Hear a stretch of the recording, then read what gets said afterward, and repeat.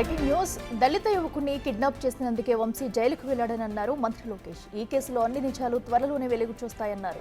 వంశీపై చట్టపరమైన చర్యలు తీసుకుంటామన్నారు మంత్రి నారా లోకేష్. 2019-24 మధ్య జరిగిన అరాచక పాలన అందరూ చూస్తారని అన్నారు లోకేష్.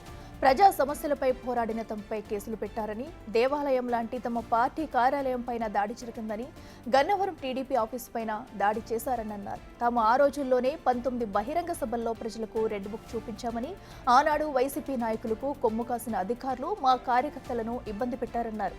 వారందరిపైన చర్యలు తీసుకుంటామని చెప్పామని అన్నారు నారా లోకేష్. తెలుగుదేశం పార్టీ కేంద్ర కార్యాలయం పైన దాడి చేశారు, గన్నవరం పార్టీ ఆఫీస్ పైన దాడి చేశారు. ఇట్లా ప్రతిరోజు ఒకరిని జైలుకి తీసుకెళ్తాం, మా పైన దాడులు చేస్తాం. అదే జరిగింది.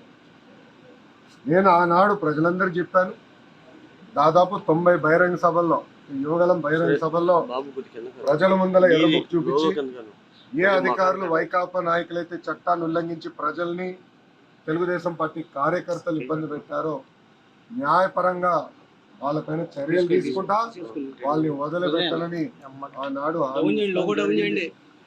మొన్న కావాలని ఒక దళితుడిని కిడ్నాప్ చేసి కేసు విత్డ్రా చేయించాడు ఇప్పుడున్న మాజీ శాసనసభ్యుడు. ఆ కిడ్నాప్ కేసు ఈరోజు, ఆ కిడ్నాప్ వల్లనే ఈరోజు ఆయన జైలుకి వెళ్ళే పరిస్థితి. అన్ని వాస్తవాలు బయటికి వస్తాయి, మాకు దాంట్లో ఎలాంటి సందేహం లేదు. న్యాయబద్ధంగా అన్ని చర్యలు మేము తీసుకుంటాం.